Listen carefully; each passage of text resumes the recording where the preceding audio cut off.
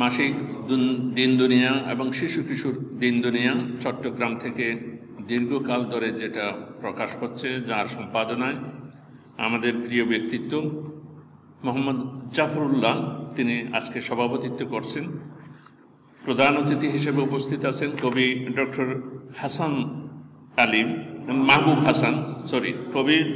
মাহবুব হাসান আজকে প্রধান অতিথি হিসেবে উপস্থিত আছেন, এবং তার পাশে আমাদের প্রিয় কবি জাকির আবু জাফর ভাই তিনিও বিশেষ অতিথি হিসেবে উপস্থিত আছেন। আপনারা সুধীবৃন্দ আন্তরিক শুভেচ্ছা জানাচ্ছি। আমি ছোট্ট একটা কথা লিখেছি আপনাদের স্বাগত জানানোর জন্য।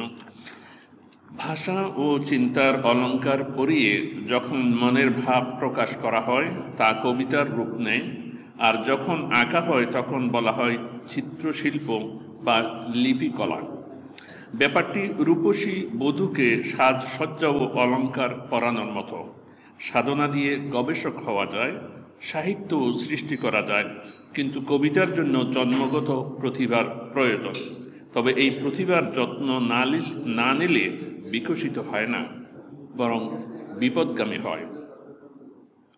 যত্ন নেওয়ার মূল কথা হলো এই জীবন ও জগতে যে সুর ছন্দ নিত্য জীবন প্রবাহের ঢেউ তুলে চলেছে, নিজেকে তার অনুগামী করা। সেই সুরের সাথে যে যতখানি কণ্ঠ মিলাতে পেরেছেন তিনি ততই সার্থক কবি।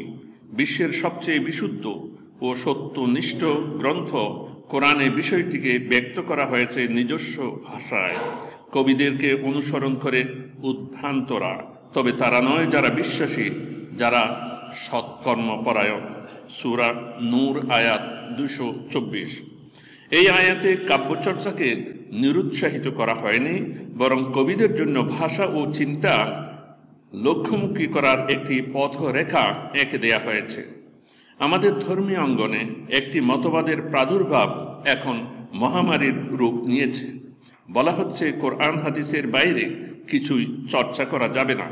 এর অর্থ ১৫০০ বছরের সাহিত্য, কাব্য, আইনশাস্ত্র, ইতিহাস, গবেষণা, সাধনা তথা সব কিছু অস্বীকার করা। খুব সংক্ষেপে আরজ করব। স্বয়ং নবী সাল্লাল্লাহু আলাইহি ওয়াসাল্লাম এই মতবাদ বিশ্বাস করতেন না। ধর্মের এই ব্যাখ্যার সাথে ধর্ম প্রবর্তক একমত ছিলেন না। বনি তামিম গোত্রের একটি প্রতিনিধি দল মদিনায় এসে বলল, আমাদের বক্তা ও কবি এসেছেন, তারা আপনার আনিত আদর্শের মোকাবিলা করবে। তখন বক্তৃতা, বিশেষ করে কবিতা ছিল যুদ্ধাস্ত্রের চেয়েও ধারালো। তাদের কবি গোত্রীয় কবিতা পাঠ করলেন। নবীজি জবাবে কোরআনের আয়াত পড়ে শোনাতে পারতেন, কিন্তু তিনি কবি হাসান ইবনে সাবিতকে বললেন, কবিতায় তুমি তাদের জবাব দাও। শেষ পর্যন্ত পুরো বনু তামিম গোত্র ইসলাম কবুল করে। এতে প্রমাণ হয় কোরআন হাদিসের চর্চার বাইরে কাব্য সাহিত্য চর্চার ব্যবহারিক দৃষ্টান্ত স্বয়ং নবীজি রেখে গেছেন। সূরা হুজরাতের প্রথম দিকের শানে নুজুল লিখতে গিয়ে সমস্ত তফসিরে এই ঘটনাটি উল্লেখ করা হয়েছে। এই ঘটনাটা কবিরা সাধারণত প্রেমিক হয়, কারণ সৃষ্টিলোকে বিরাজিত সুর লহরীকে প্রেমের সাথে তুলনা করা হয়। প্রেমের আকর্ষণে আকাশে গ্রহ নক্ষত্রের সংসার চলছে। মানব জীবন টিকে আছে পরস্পরের প্রেমের ডোরে আবদ্ধ হয়ে। প্রেমিক কবি যখন সৃষ্টি জগতে বিরাজিত সৌন্দর্যের গান গেয়ে আত্মহারা হয়, সুন্দরী রূপসী নারীর কপলের টোল কিংবা তিলকের জন্য যখন বোখারা সমরকন্দ বিলিয়ে দেয়, তখন তার সামনে আবির্ভূত হয় পরম সুন্দরের পরিচয়।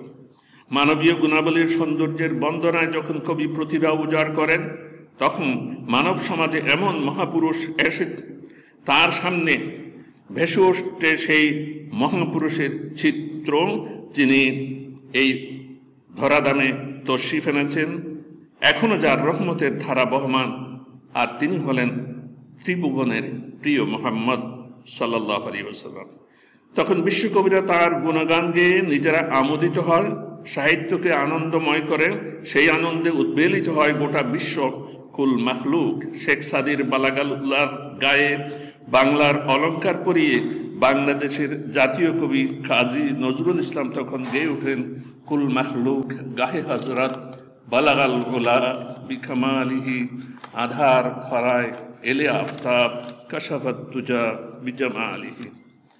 প্রিয় নবীর আগমনী মাস রবিউল আউয়াল সমাগত। সমগ্র বিশ্বের মতো বাংলাদেশের শহর পল্লীগায়ে তার ভালোবাসায় আকুল, তার আদর্শের চেতনায় উজ্জীবিত হবে মানুষ।